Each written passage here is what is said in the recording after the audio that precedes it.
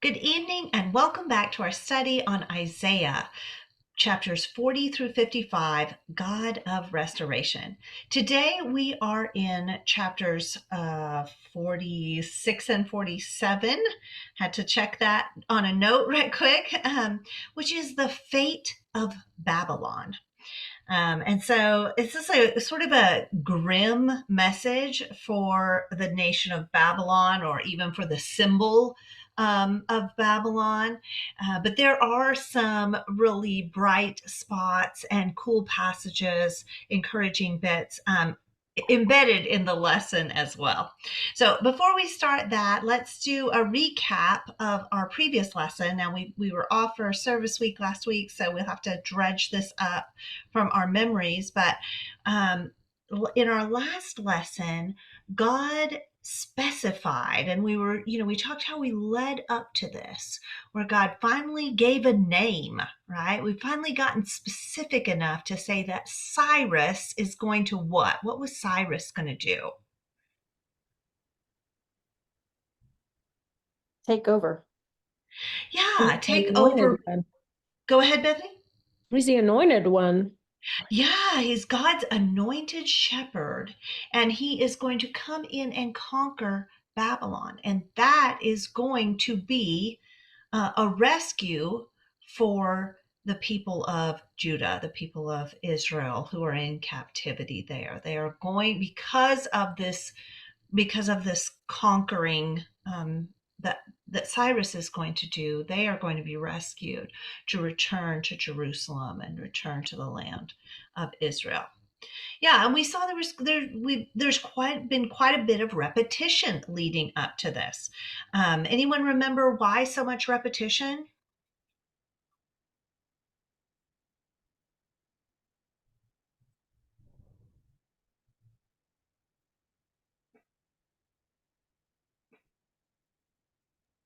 He's trying to beat it into the Israelites' head that he's God, he's the only God.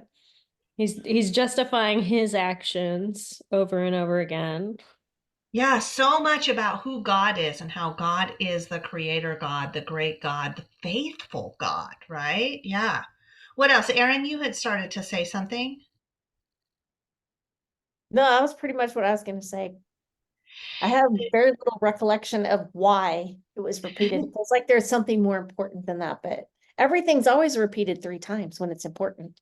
Yes, and we did have all these parallel, like this one's parallel to the one way back, which is parallel to the one way back. And this sort of sequence culminated in this revelation that it's going to be Cyrus.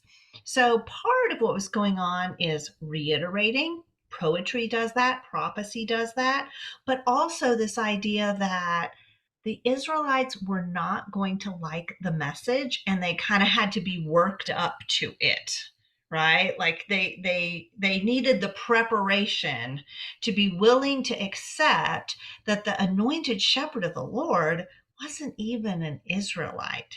He's a conquering king from Persia, from a whole nother nation that they normally would not have wanted to accept. And so we saw a little bit of the prophet's reference to that resistance in last week's lesson, and we'll see a short return to that, the idea that they're resisting this message in today's lesson. Yeah. What else? Anything else stand out to you from last week?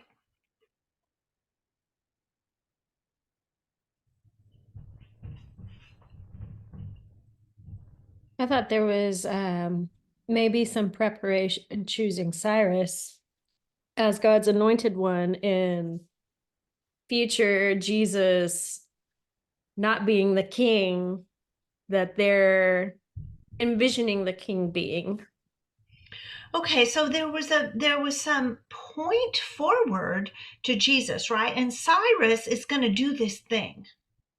But there was also God sort of reviewed the big picture plan in the last passage of last week's section, was God's sort of creation to salvation review. And there were these references to the New Testament. We saw that phrase, to the ends of the earth, which we'll figure prominently in next lesson as well.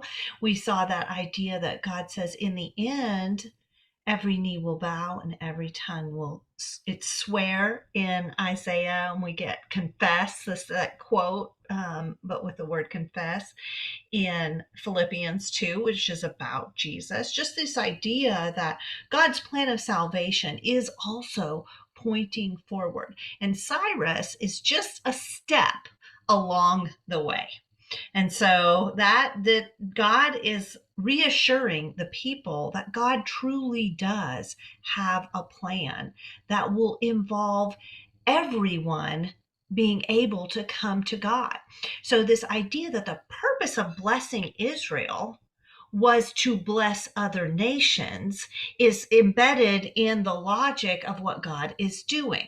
So whenever we have election in scripture, someone is being chosen.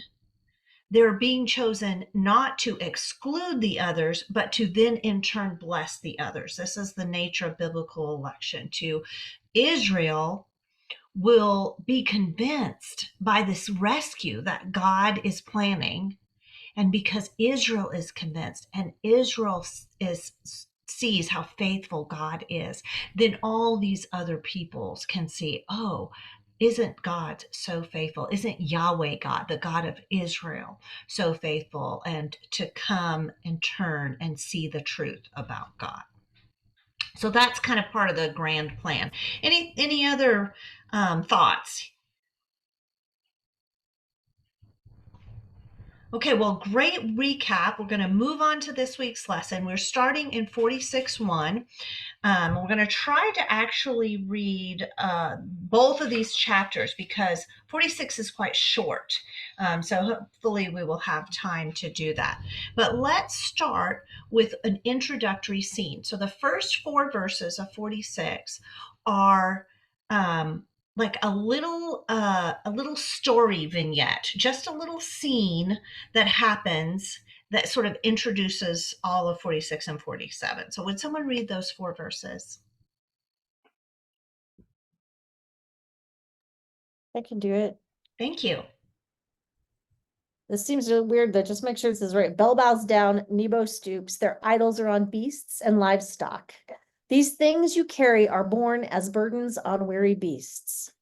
They stoop, they bow down together. They cannot save the burden, but themselves go into captivity.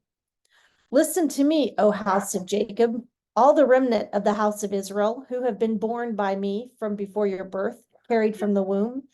Even to your old age, I am he, and to gray hairs, I will carry you. I have made and will bear. I will carry and will save. Okay, yes, some unfamiliar stuff in there. So we have to sort of, and that's part of why I thought we would do this scene by itself first, is because we have to, like, deconstruct what's actually happening. Okay, so the first names in there are Bel and Nebo. Anyone know who these names are?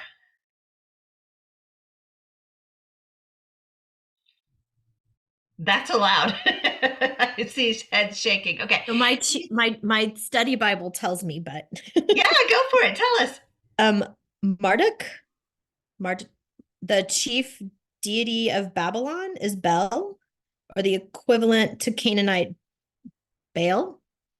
Yeah. Okay. So we've got names of Babylonian gods here. Okay. Bel, exactly. As you said, Bel is equivalent to Baal. Makes sense. The words are very similar, that we get in like Near Eastern, some other Near Eastern society. The name, it means Lord. So it's like a name that kind of means God, right? A little bit generic. Bel is Lord. And we'll see the word Bel incorporated into Babylonian names. Prominent Babylonians very often had the names of their god in the meaning of their name. So like Belshazzar was a Babylonian king. If you were here for our Daniel study, this was the king that experienced the writing on the wall. So, that, or you can always go find that story if you happen to want to see about the writing on the Belshazzar means Bel protect the king. Okay, and Nebo is the son of Marduk. So you mentioned Marduk. Marduk is supposed to be the leader of the Babylonian gods. Nebo is his son and the patron god of Babylonian of the royal dynasty. So several of the kings have Nebo in their name or some form of it, like Nebuchadnezzar. So Nebuchadnezzar is the king that we saw sweep in and conquer, and also was prominent in Daniel. Nebuchadnezzar is Nebo, protect the boundary, like protect the borders of our country. So you know, these names sort of are call outs to the Babylonian gods. There's Okay, so what is happening to Bel and Nebo? What are they doing in verses 1 and 2?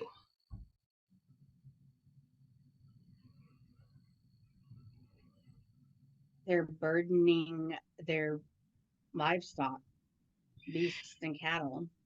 Yeah, they're stooping, they're bowing low. Does that sound triumphant or the opposite?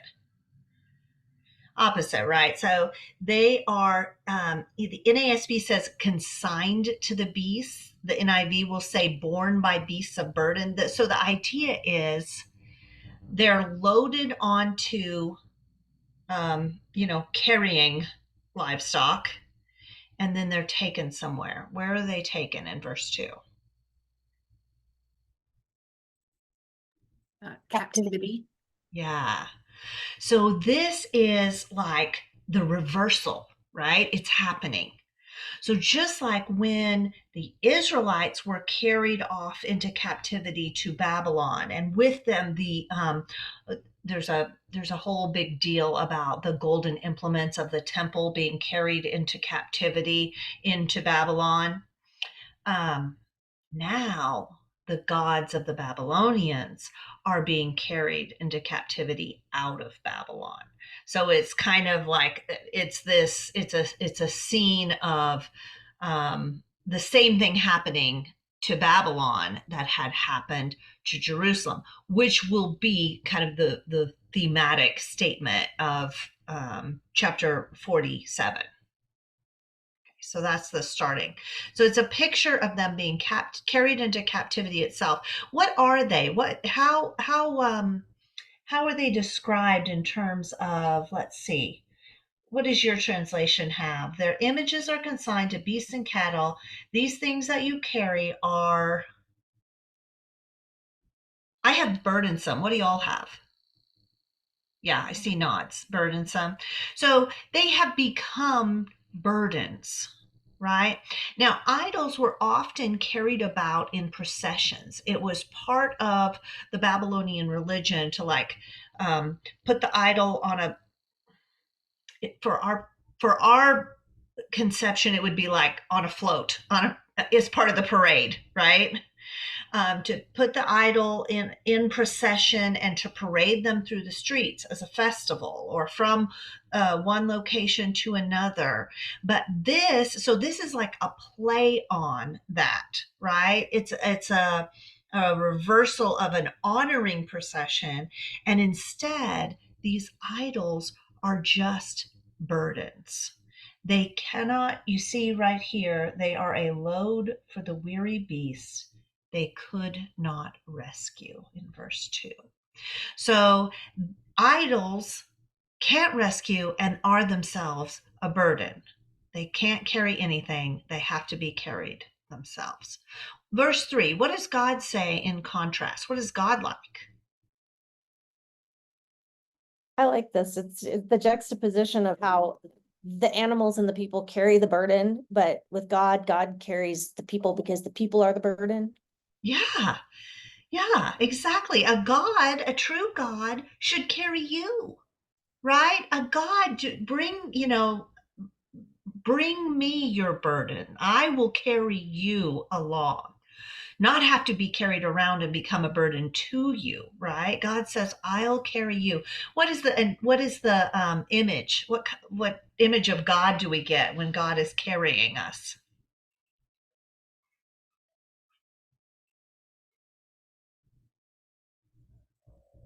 Well, just from paintings and stuff, you picture Jesus carrying a sheep, you know, and Yeah. I think about this. It's like a warm embrace, kind of cradling almost is how I see it in my head. Okay, cradling is perfect because look at the words that are used in verses 3 and 4. What kind of words are these describing? The way a mother cares for their child. Yeah, this is the mother God image here, right? God says, "You have been born by me from birth. You have been carried from the womb." The literal is the womb there. And says, "Even to your old age, even to your graying years, I will continue to carry you, and I will bear you, and I will deliver you." And this word deliver is in Hebrew like it is in English. It means a rescue, but it also means bearing a baby, birthing a baby. So this is a mother God image, the image of the mother who carries us all of our lives, and in that carrying rescues us. So a beautiful image of God sort of opens this, and it's this extreme contrast in who carries who in this opening vignette. Thoughts or comments on this little four verses?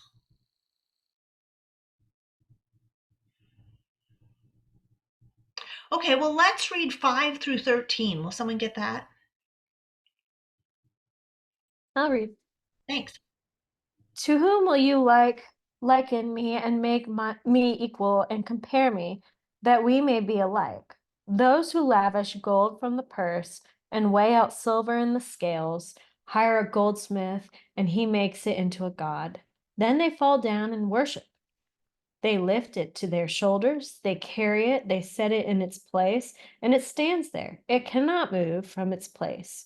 If one cries to it, it does not answer or save him from his trouble. Remember this and stand firm. Recall it to mind. You transgressors, remember the former things of old. For I am God, and there is no other. I am God, and there is no one like me, declaring the end from the beginning, and from ancient times things not yet done, saying, "My counsel shall stand, and I will accomplish all my purpose." Calling a bird of prey from the east, the man of my counsel from a far country, I have spoken, and I will bring it to pass. I have purposed, and I will do it. Listen to me, you stubborn of heart, you who are far from righteousness. I bring near my righteousness, it is not far off, and my salvation will not delay. I will put salvation in Zion, for Israel my glory. Thank you. Okay. So some familiar pieces here, right? What is being said? What points are being made here? How about what does God start out with in verse 5? Well, he's starting out again with who's who are you gonna put up against me now? Yeah, yeah. And And compare. this sort of similar bit about the idols, right? What points do you Mhm. see in this thing about idols? Why don't they compare? Well, you're spending all this money on this thing that's made by a man, and then you laid it. It's that whole ridiculous thing again, and now you're worshiping it, this thing that you've made. You made and you even had to like Doesn't answer. fix it in place, Yeah, right? Yeah. like you carried it somewhere, you put it there, you cry out to it, and it just sits there. Yeah. So we've got a third mention of these idols being carried. Because remember last week, if we go back to 45:20, there was this idea that those have no knowledge who carry about their wooden idol. It was like a little point forward to this thing about the gods being carried, the idols being carried. And now we have kind of he's bringing it home here. They have to be carried. There, you cannot compare them to God. Yeah. And I Okay. just had a What's that? thought. Well, I just had a thought about this whole thing about carrying the gods. just thinking back to when, when they go into exile, the Babylonians take all of their stuff, they take the best, that, they carry that away, but they're not actually carrying God. There's like, he's not a part of that. Is that maybe where some of this carrying is coming from? Because that's about to happen to the Babylonians. Yeah. Well, so there is a whole really cool thing about how the Israelites leave the temple and the temple is destroyed. And the temple had been the place where God would put God's presence, right? And so the idea is that they're leaving God. But in Ezekiel, so, that we have to, someday we have to study Ezekiel, but it's a little intimidating. It's quite, I don't know, we can't fit it into a semester. Well, we can fit pieces into a semester, not comprehensively. Anyway, there's this whole thing about how the presence of God comes up from the temple and follows the people into captivity. And so God has not abandoned the people. In fact, God has put God's self out, right? In order to go with them. And so when there's an old song about the throne, the chariot throne of God in Ezekiel that says wheel in the middle of the wheel. If y'all grew up in some, small churches, you might have sang the song with the wheel in the middle of the wheel. I cannot remember the rest of it. There were hand motions. That's why I keep doing that motion. There's a chariot throne of God, and it's covered with wheels, and it's held up by angels, the seraphim, and it's the idea that God is with them even as they go away into this period of suffering. God didn't just sit there in Jerusalem. Right. So, yeah, so they cannot make God, they can't carry God into captivity. And yet, the nature of our God is that God is willing to go with us into this period of suffering and correction. Yeah. Yeah. So, it's a very different sort of God being presented with that image. Mhm. Yeah.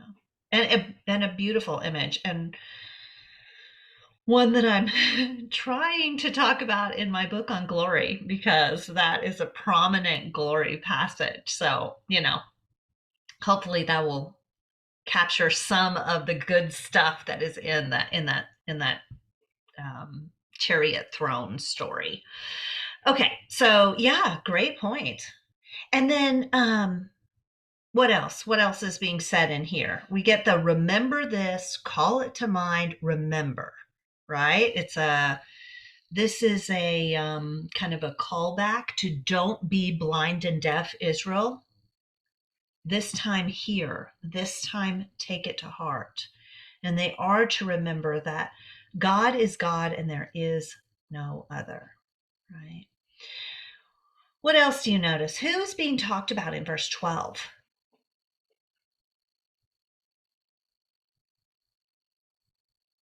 Who's the bird of prey from the east?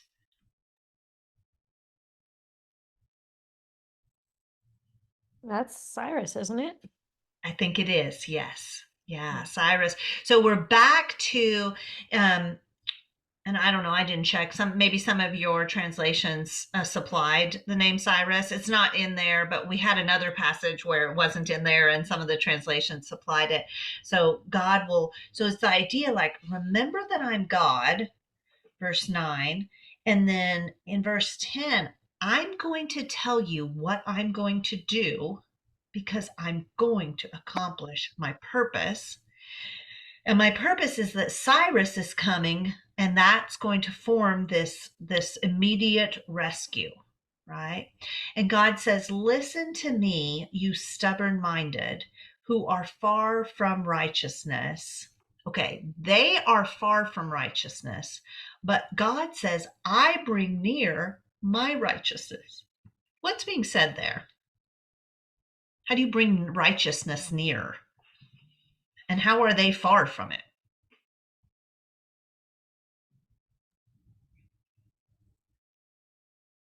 Well, he's talking to the Israelites right now, right? Yeah. So they haven't been righteous. That's the whole reason they're in exile. And he's coming to save them. So he's coming to his righteousness. You're talking about Jesus, really. You're talking about righting all the wrongs, bringing us to whole. Yeah, and I think it points forward to Jesus, and it also really captures what's happening now. So remember that when in these passages, when we've talked about righteousness, God uses righteousness to mean the right actions that will accomplish God's right purpose. So when he says you're stubborn minded and you're far from righteousness, this is a call to get on board with God's plan, right? God says, my righteousness is these actions that I'm doing to accomplish my plan, which is to rescue you through Cyrus. And if you're stubborn minded and you're not believing it and you're not participating in the work that I'm doing, that makes you far from righteousness. And so we have this opportunity, to think about this for ourselves, right? We can relate to that. Like sometimes God's plan just does not look like things are going the way that we would arrange them. Like, this is not how I would do this. I wouldn't, they're saying I wouldn't pick Cyrus, but we have all sorts of things that we would not pick that end up being part of our lives, right? I wouldn't choose this particular trial at this particular stage in my life when I have enough trials, or this illness for my loved one, or these, thinking globally, right? These terrible and unjust wars that we see happening. And yet God says, I am righteous. I am acting towards my plan, and it may not feel like it's going right now. But we are invited to trust God for God's right action according to God's purposes, in the knowledge that God will make those things right in the end. It's an interesting little side note that I don't know if anybody else is reading from a translation that says this, but um, every time righteousness is used, when you guys are talking about it, it says deliverance. Oh, And so yeah, those are the but it's like same in Hebrew. yeah, but it's interesting that they're the same, but I wouldn't have linked them in my head, that righteousness itself is a deliverance, Yeah, you know? yeah. Well, and I think in some ways, deliverance might be an easier connection for us to make. Because when we see righteousness, very often we think about moral correctness, right? Doing the right thing and not doing the wrong thing. Don't cheat, lie, or steal. Like that kind of thing comes to mind sometimes when we see righteousness. And yet, this is really talking about the rightness of God acting towards deliverance. So, yeah, interesting. What else? What else strikes you in this section? Anything?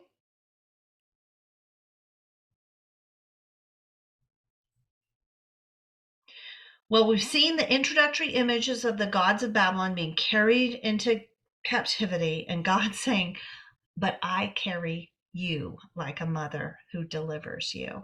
And now we've heard God reiterate God's plan, like, I'm going to do it. It's going to include Cyrus.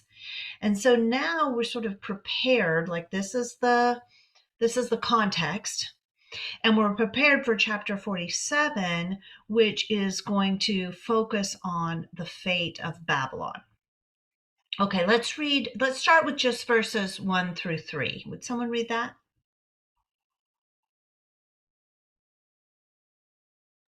I got it. Great. Go down, sit in the dust, virgin daughter Babylon. Sit on the ground without a throne, queen city of the Babylonians. No more will you be called tender or delicate. Take millstones and grind flour. Take off your veil. Lift up your skirts, bare your legs, and wade through the streams. Your nakedness will be exposed and your shame uncovered. I will take vengeance. I will spare no one. Oh, interesting. Vengeance, yeah. Oh, yeah. Mine has the same. I just didn't really notice it till you read it out loud. That's so great. Okay, thank you. So, who are we talking to?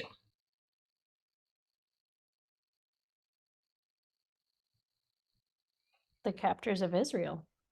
Yeah. Yeah, kind of the nation of Babylon who's personified how?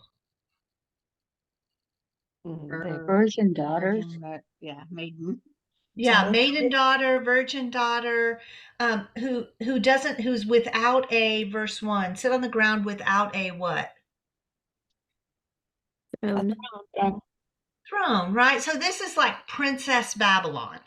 It's a way of saying the privileged daughter as a metaphor for the kingdom of Babylon. And this is a familiar metaphor.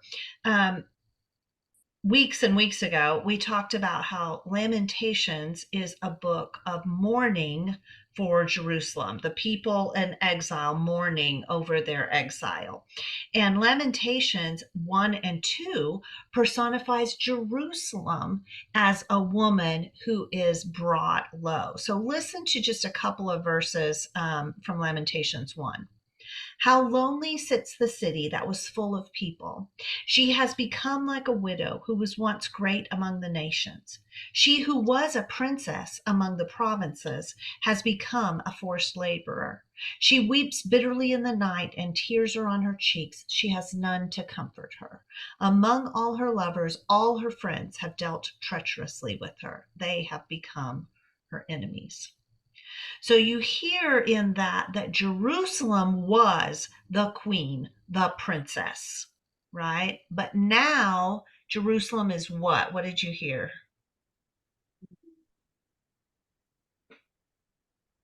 She's a widow. Yeah, mourning widow. She even says she has become a forced laborer. Okay. So what we're doing is we're using the same metaphor, but this time personifying Babylon and the same sort of reversal, right? So sit in the dust, sit on the ground. What do those mean?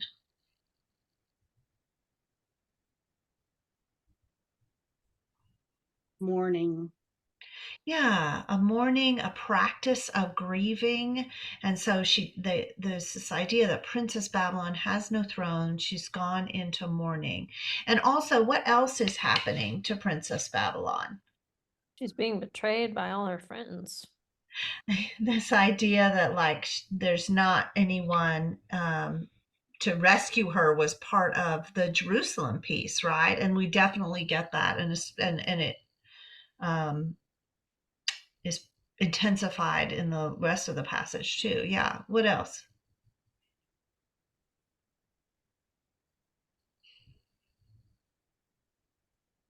What is she doing? Why can't she be tender and delicate anymore? What does she have to do in verse 2? Just to work for her food. Yeah. Yeah, millstones, and take the millstones and grind the meal. It's this idea like the forced laborer in Lamentations. Now, there's a bit about your nakedness being uncover the leg, your nakedness will be exposed. That I think can make us wonder if there's an implication of like sexual abuse or rape, which of course did happen in war, does happen in war. But my commentary points out that the words here are not the words used in connection to a sexual attack. Instead, it's more like the undignified exposure of someone who simply has to get down to work. She will, for instance, have to trudge across the Babylonian countryside with its irrigation ditches. So it's just like, the princess can't have the layers of fancy clothing. Instead, the worker has to just get to work. Yeah. Questions or comments on that? I was gonna say it kind of reminds me of the prodigal son, of like being in the pigsty. And like, the rich son brought low, working in pig, all that glop and mush and stuff. Yeah. Yeah, what a great point. I love that. Yeah, the sense of reversal is our introduction here. It's very pronounced, and it's that sense of undignified or distasteful that you captured there in your comparison. Yeah, that's great. Well, let's read 4 through 15. And actually, how are we on time? We are okay on time. I had read that myself, but does someone mind a long reading, or I'll read it either way? I'll take it 4 through 15. Okay. Our Redeemer, the Lord Almighty, is his name, is the Holy One of Israel. Sit in silence. Go into darkness, daughters of Babylon, Babylonians. No more will you be called queens of kingdoms. I was angry with my people and descended my inheritance that I gave to them into your hands, and they showed them no mercy. Even on the aged, you laid a very heavy yoke. You said, I will continue forever and the eternal queen, but you did not consider these things or reflect on what might happen. Now then, listen to your wanton creature, longing in your security, and saying to yourself, I am, and there is none beside me, and I will never be a widow or suffer the loss of children. Both of these things will overtake you in a moment, on a single day, loss of children and widowhood. They will come upon you in full measure, in spite of your many sororities, and the potent spouse. You have trusted in your wickedness and have said, no one sees me. Your wisdom and knowledge mislead you. When you say to yourself, I am, and there is none beside me, disaster will come upon you, and you will not know how to conjure it away. A calamity will fall upon you that you cannot ward off with the ransom. A catastrophe you cannot foresee and will suddenly come upon you. Keep on them with your magic spells and with your many sorceries, which you have labored since childhood. Perhaps you will succeed. Perhaps you will cause terror. All the counsels you've received has only worn you out. Let your astrologers come forward, those stargazers who make predictions mouth by mouth. Let them have you from what is coming upon you. Surely you are like the stubble, the fire will burn them. They cannot even save themselves from the power of the flame. There are no coals to warm anyone. There is no fire to sit by. That is all they can do for you. These things have labored with and tracked since childhood. Each one of them goes on this in error. There is none other that can save you. Okay, thank you. Okay, so let's go back to verse 6. And what reason does God give Israel what reason does God say that God gave Israel over to the Babylonians to begin with? He was angry with his people. Yeah, angry with the people. The earlier part of Isaiah has dealt extensively with why God was angry with them and what they did wrong. We know they had abusive business practices that preyed on the poor. They didn't protect the widows and orphans, their vulnerable populations. But this whole section is focused on what? What have they done wrong? This whole like 40 through, that we've been doing is They've made focused. themselves God. Yeah, this The language is like idolatry. exactly the same of like I am and I Okay. So that is what Babylon says, right? So Israel had done wrong to start with, Mhm. but now God says, now I'm angry at Babylon, right? So what has Babylon done wrong?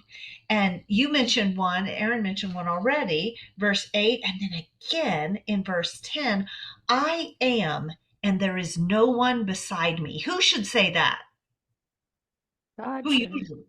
Yeah, God should. That's God's line. All the way through these passages, that has been God's line. And so when we hear Babylon saying it, we're going, ooh, that's dangerous. That's making themselves into a God. Right, right. What else? What else did Babylon do wrong? They've been they haven't they're acting the same way that God was angry with his own people. They've taken them captive and they've treated them terribly and abused them, and they've essentially said, "Oh, well, this is all just me and I'm great and look what I did." Yeah, The whole God thing, not being grateful for the bit of luck that they had been dealt by God. yeah. Okay, there's a couple of things I want to highlight in what you said. That's great. So first, um, I gave them in, this is verse 6, I gave them into your hand, Babylon, and you did not show mercy to them. So in general, Babylon was cruel and they were known to be cruel, right? And then on the aged, you made your yoke very heavy. What do you think that means? they didn't even have any mercy for the elderly of the Jewish population. Yeah, sounds like probably inhumane conditions, forced labor. This is a poetic treatment, but we can tell that they were not good in the way that they handled this, right? Now, these were accepted behaviors in war at the time, right? And so were they okay? Is that okay for Babylon if it's accepted, if everybody's, what do y'all think? I see heads shaking.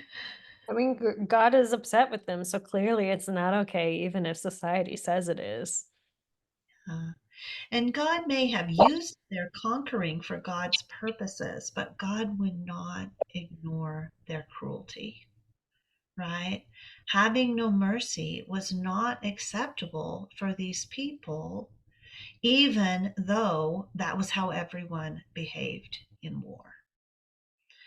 So I think this really it highlights something about the nature of God, where God does look for justice in the end. God sees cruelty and will return to bring justice for cruelty, even if we don't see it to start with.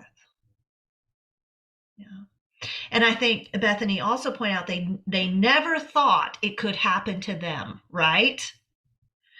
They said, we're winning, so this must go on forever, right? They never thought they would lose. I'll point out in verse 8, I didn't notice what word Shirley's translation has. Now hear this, you sensual one is NASB, wanton creature is NIV. This doesn't mean promiscuity. It means, it suggests the enjoyment of good food and other pleasures of life, not necessarily excess. That's a quote out of my commentary. And it's the idea that Princess Babylon has been in a position to live well, but is not going to be in the future, right? So putting themselves, thinking that because they're winning, they must be in control. Do we ever do the same, right? When things are going well, we think we've handled things. It's when things fall apart that we realize we were never in control. And so the invitation of this rebuke of Babylon is to say, well, even when things are going well, God is the one directing our steps and not my own, ability or luck or hard work, even, right? This passage reminds us that um, the humility that comes from reality, right? That I am not, the truth is I'm not in control. Any thoughts or comments, questions? I hate that thought.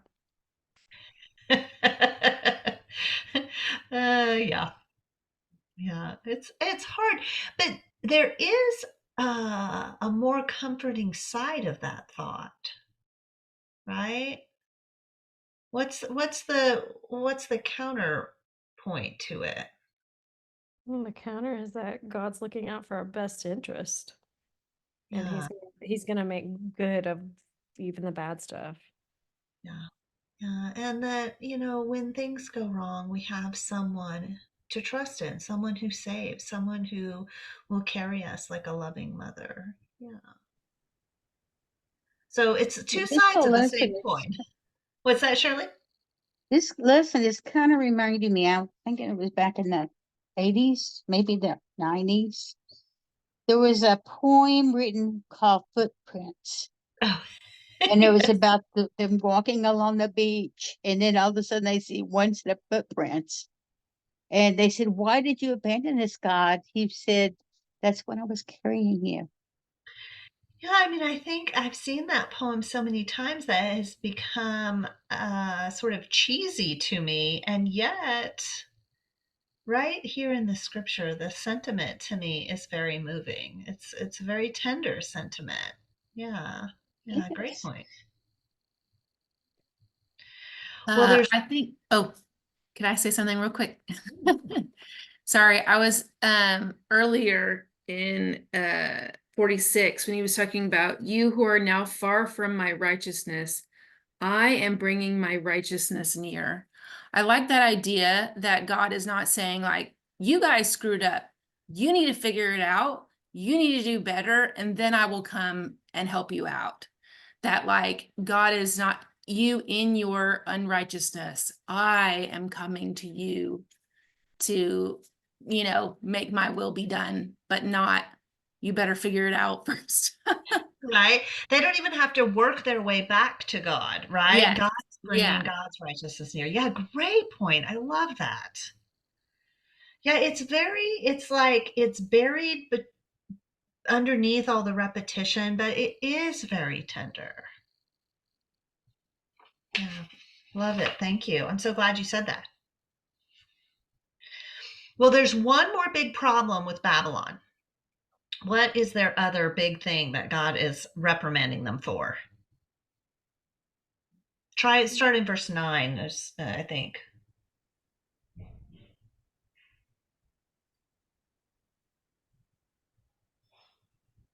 Well, they're going to their sorcerers and all their astrologers for answers instead of God. Yeah, there's sorceries, there's spells, and um, this was the astrology, the reading of the signs, which would include, I think, primarily, I'm not sure, astrological signs, but also like entrails. You may have seen that in like Greek material where you read signs from the entrails. Sometimes we get some of that in classic Greek um, stories. So this idea that reading the signs is this is an elaborate part of Babylonian life. They had extensive libraries with precedents and events. So, like the way we have precedent law, where someone can go to a law and say, like, this happened in this case, in case law, they had precedents of events of astrological significance and how they had come out, and then how we can use that to interpret now. And so it's an elaborate system, and you can see that they used it for many things. If you look in verse 12, they have sorceries and spells that perhaps they'll be able to profit. And profit was like they did profit from these from their astrologers and the work that they did in this category, right? Perhaps you may cause trembling. It was a way to have social power with their astrological practice. And then it talks about their many councils, and this is how, you know, they've worn themselves out with all this you know, going and counseling leaders and people. And this is something that they would use to say, do this because this is, the stars are like this way and this is going to happen. We can relate a little bit with the way that people sometimes talk about astrology, like star signs. But this is just so much more and so much embedded into their life. And so, you know, I think it's worth considering, how would this have the presence and the ubiquitous presence of this system have affected the Jews?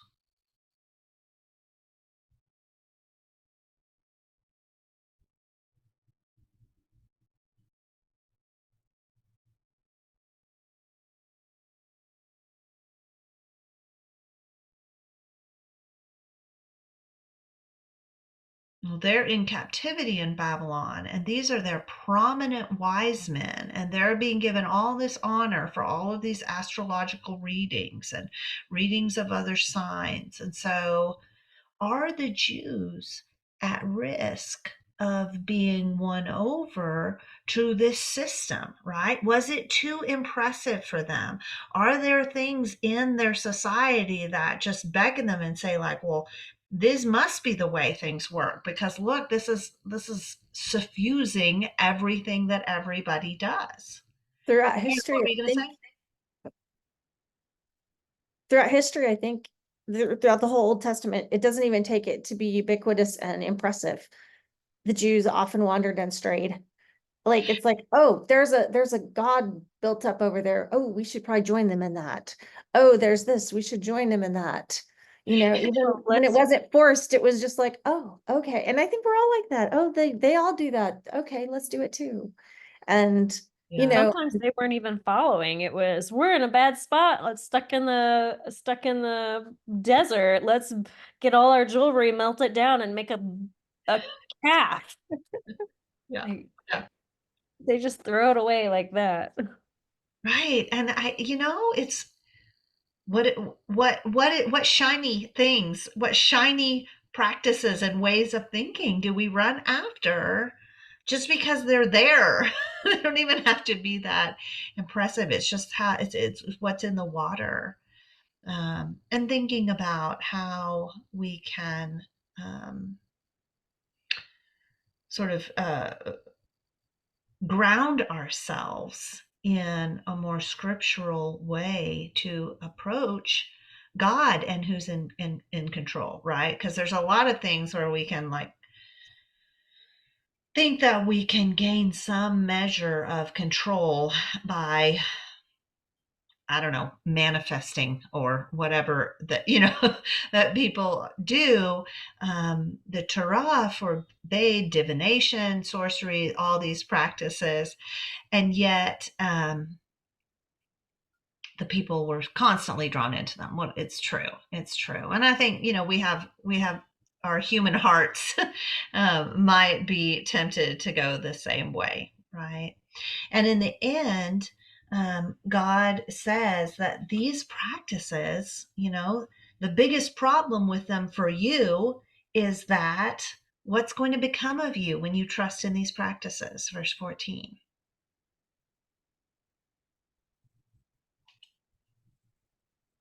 you're gonna be consumed. Yeah, burned up like grass trimmings, right? Consumed like you know, the chaff, whatever is left from the trimmings, um, agricultural, you know, that's the analogy here is the pieces that are worthless get burned by fire. And so they cannot deliver themselves from the power of the flame. And the final verdict is there is none to save you. And that happens because they have not chosen to trust in God. They put themselves up as God and said, I'm winning. I'm the queen. I'll always be the queen. I loved Shirley's translation said, the eternal queen, right? So if you will not put your trust in God, then who will save you when you need saving? And so the implication is,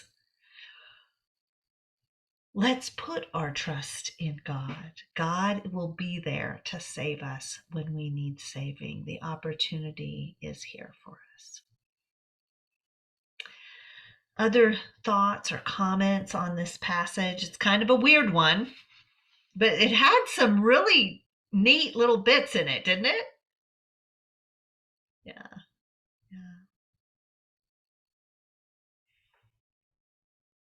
Well, we have seen that God is passionate to call out the worthlessness of idols yet again. And this time it's Bel and Nebo, but we see like these things with no power. When we trust in these things with no power, they only become a burden. We have to carry them around and they weigh us down.